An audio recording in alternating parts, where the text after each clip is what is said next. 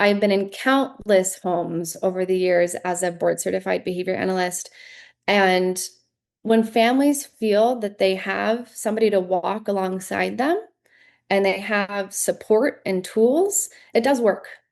And that's what we're really here for, is to serve the whole family, not just the person with the disability, and not just the disability itself. We want to serve a whole human. We want to support their joy and their aspirations, and we want to support their dreams as a family. And that's why I feel Collaboration Center is so inclusive, not just inclusive to the individual, but inclusive to needs, what creates a whole happy human.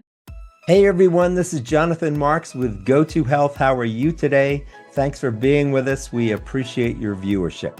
Do you know somebody who has someone with a disability in their family?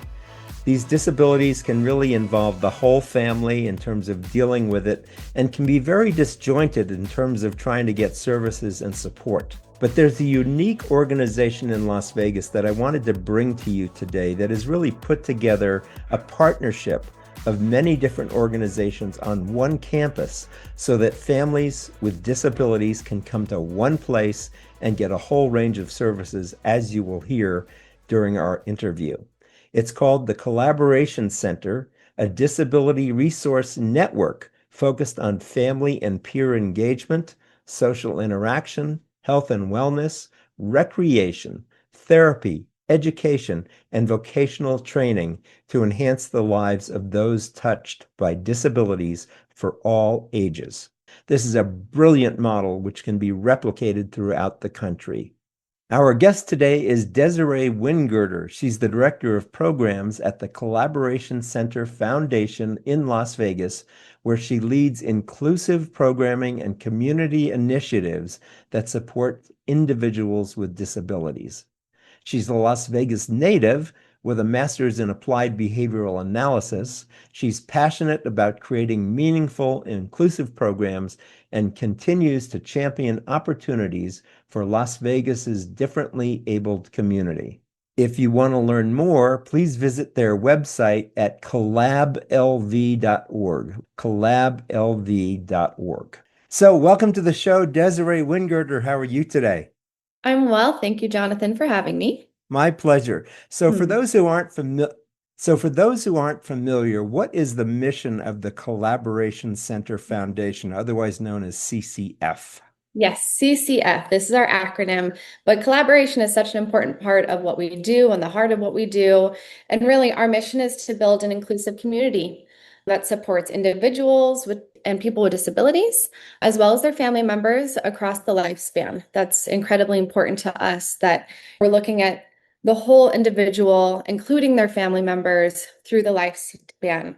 And we really do that through focusing on, increasing access to coordinated services through our Pathways program, as well as on campus, education, ensuring families are feeling empowered through their journey, social engagement, friendship, connection, community, and wellness. So we do that through different programming, and I'll talk more about that. And this is all on our 5-acre campus, which was once upon a time a horse ranch. So it's very unique. It's a really unique property. It's a beautiful property, but all of this is centered on a 5-acre campus, and we call it home. It's home to our disability community. And our goal is really to reduce barriers to access for those who deserve it most and creating lifelong pathways to success. Great. So let me ask a few questions that are a little bit more detailed. When you say throughout the lifespan, what age range are we talking about? We're really talking about a lot of families enter their disability journey at diagnosis. So it really depends on what type of diagnosis they're receiving. Some individuals may know at birth, perhaps if they have Down syndrome. We'll use that as an example. That's a diagnosis that's provided at birth. Other diagnoses, however, may surface later in a child's development. Let's say like autism spectrum disorder.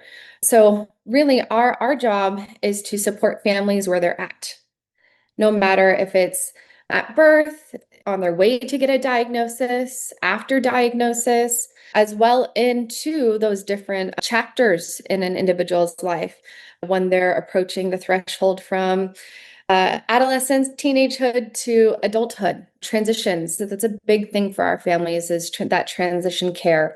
So if that answers your question, we're really looking at the whole human throughout their lifespan. Got it. That's incredible. And you mentioned autism and also Down syndrome. What other disabilities does your organization work with? Absolutely. So we're disability inclusive. And what that means is we're looking at, I guess, just high level intellectual, developmental, physical disabilities, as well as different learning styles. So, a couple of examples, and this is not to say this is only who we serve, but dyslexia Mhm. is surfacing quite a bit as it is a diagnosis that we're supporting. Fetal alcohol syndrome, most certainly. We talked about autism as well, cerebral palsy, those who are part of the blind communities, and more. Wonderful. It's a really broad, it's really amazing, broad in Yeah. terms of disabilities and broad in terms of the ages you serve. What Yeah. makes the campus and the model of CCF unique? I would say what really sets us apart is our campus-based model. And within our campus, we are, fully inclusive. That's really important to us. In addition to, and a part of that inclusivity, just to expand on that, is we have other providers, businesses, nonprofits, and even government agencies Hmm. that are housed here on campus and they serve the community side by side. So we're really looking at bringing providers together in a centralized space. Oftentimes families have to drive from one provider to the next provider, and it's so much time Hmm.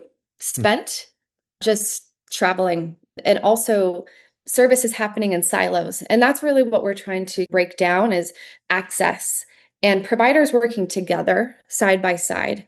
I would say some of our other unique features to campus is we're really looking at the whole human. We have access to fitness here. We have gardens here. We have meditation walking paths. So it's not just treatment and therapy. We're looking at a holistic approach to serve our community as well as their families. You mentioned this was built on a horse ranch. Are there still horses? There are not still horses. Okay. However, it's really quite cool. The horse ranch, well, let me say it this way. The stables or the barn is what we retrofitted for all of our providers. Now our providers are, all of their services are being rendered in the once upon a time barn. So it's the same building. Of Yes. course, it's beautiful, and we really kept with the same kind of like integrity of the barn feel. It's bright, it's homey, and the newest feature of what we call the hub, thanks to Helm's Help. So it's the Helm's Help Hub. And our newest feature is our cafe. It's called Collab Cafe. And that's now housed within the hub, offering different goods to our clients that come here, as well as the community. Tell us some of your facility partners who are on campus. What's the breadth of that? I mean, there's so much breadth in this organization here from I age know. to types of disability and now different kinds of organizations that are actually Right. collaborating in the same campus. Give us some examples of that. I will absolutely, but I will preface that these are our facility partners. However, we partner with any provider in the Valley that is rendering services for folks with disabilities. Hmm. So these are just our on-campus providers, but we have many community partners as well. So Let's Talk Therapy Center, who provide speech, occupational therapy, physical therapy, and ABA, which is applied behavioral analysis. And they just opened a child development center. So it's an inclusive preschool, which is really neat. Oh, wow. Children's Heart Foundation, Boys Town. So Boys Town is a national nonprofit, and their Nevada chapter is now based here at Collaboration Center. They provide a plethora of services, but here on campus, they're doing a lot of diagnoses, which is critical for our community, a new journey, wellness and therapy that is marriage and family therapy and individual therapy, serving our communities, Welt Law. So Welt Law, they provide disability and guardianship and other type of law services. Wow. There's a couple more. So there's an art studio here, which is ran by the Sable Nelms Foundation. We're so lucky to have Nevada State Medicaid as well. So we are an expansion site for Nevada State Medicaid. They're here offering in-person support to families to navigate the Medicaid system, which we know is very complex. Yes. Alchemy Within is our newest facility partner, and we're actually collaborating with them to provide psychotherapy groups for adults with different abilities, such as a anxiety support group and social skills groups. And very uniquely, we also have a dog training that happens here as well in what was the horse arena. So it's a covered horse arena, and they're doing dog training, agility classes, some therapy, dog training as well.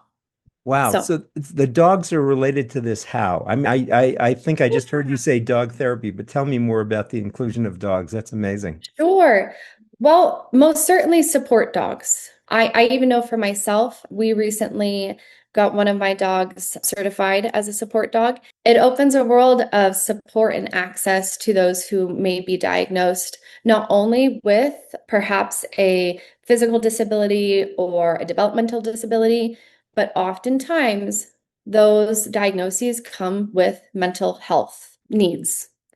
So you mentioned, Desiree, that you have partners who are on campus, but you also mentioned that you partner with a lot of organizations that are off campus. Tell us Mhm. about some of those organizations, how you partner with them, and how they become aware of what you have to offer. Absolutely. So through our Pathways program, so the cornerstone of what we really do starts with Pathways, and this is our case management program in addition to our family inclusion programming. So we really call ourselves, we're really building the directory of services that are happening here in Southern Nevada and rural, understanding who's doing what insurances are they taking, what are the wait lists. So we're really building kind of this network of support through case management. So we offer free case management to the community, and this is really providing guidance and referral support to families. So that's a major way that we're connecting with the community is by way of case management and referral guidance into the community. We do a lot of community education as well and outreach, whether we're hosting education workshops or resource fairs. And then also, we're inviting those same partners here on campus through our inclusion programming.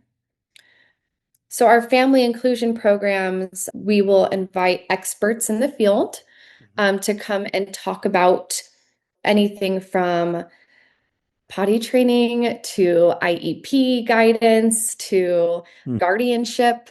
I mean, the list goes on, but that's how we'll also engage community partners to come and educate our families. So, who's the brainchild behind this? What you're describing is so brilliant and it's so responsive to the needs of families with Mhm. disabilities. Where did all this insight come from? Well, in 2019, this concept really started to evolve. And our founders had started a kind of like a community advocacy committee. I joined in 2019 as the first employee and really here to listen to the needs of the community, respond to it, and create the programs surrounding it. Ah, So we really took that time to understand what are the gaps. We had folks on the committee from nonprofits to providers to parents, and that really informed the shape of what we wanted our programming and our impact to look like. However, COVID took place during that time as well. absolutely. So that in and of itself started to inform moreover our case management programming. So that really, it's all evolved through kind of response to what the community was going through and needing at the time.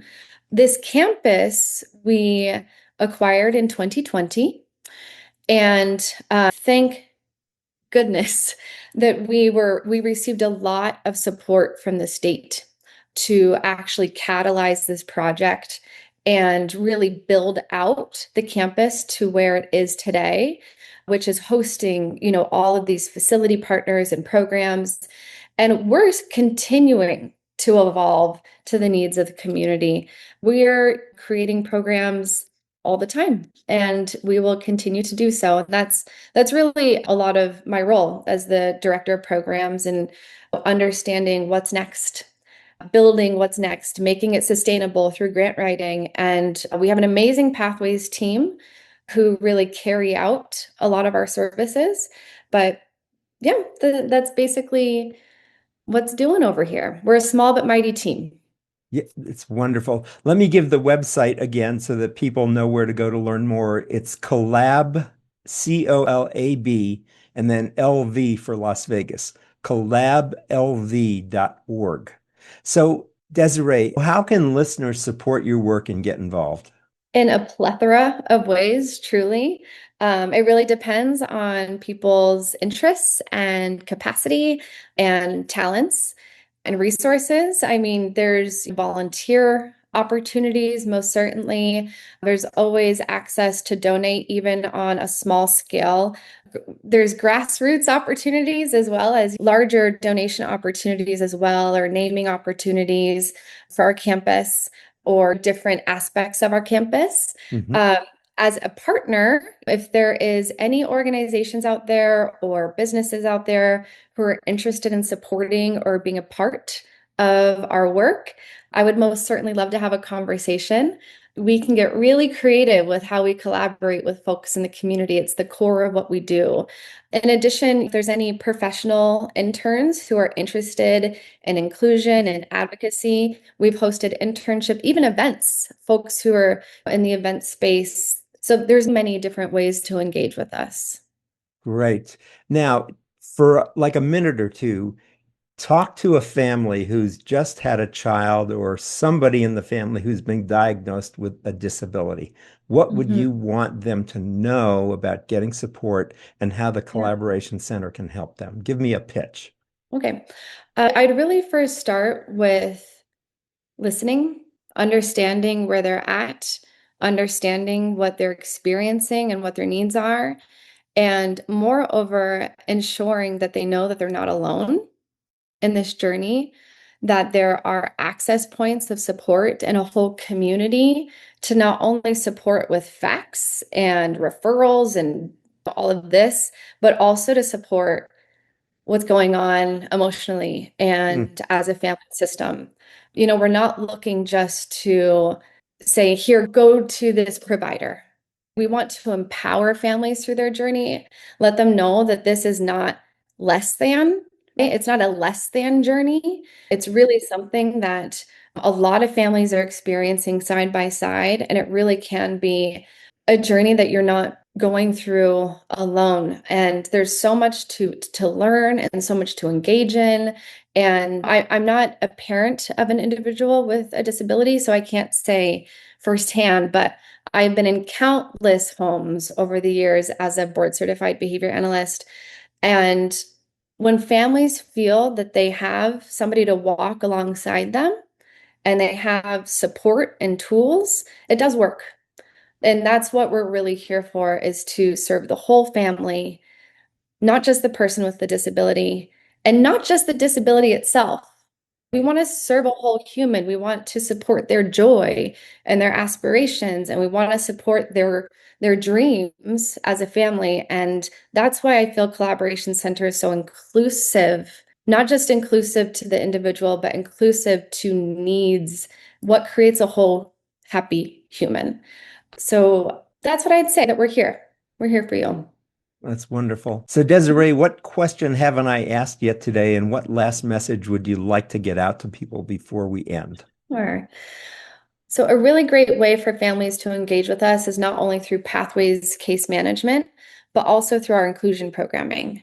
So this is serving, again, the whole family as well as the social components of that individual with a different ability. So we have sibling support groups that are ran by a licensed clinical social worker. We have adult social groups. We have adaptive fitness classes. We're offering garden workshops, nutrition workshops, cooking workshops, Mm. really to promote wellness, fun, and a way for families to engage together in a safe and inclusive location. We also have what is called a caregiver education and support group. Mhm. So this is not just for parents, it's for any guardian, whether that be a lot of grandmas, grandpas, aunties, uncles, you name it, are involved in supporting, it takes a village. So this is an open caregiver support group that is also ran by a licensed clinical social worker. Amazing. Whew. Mhm. We've covered a lot. I'm so inspired by what you're offering and what you've built here, and just the brilliance of the whole family inclusion. And from birth to whatever age, it's just amazing. My hat's off to you. Thank you.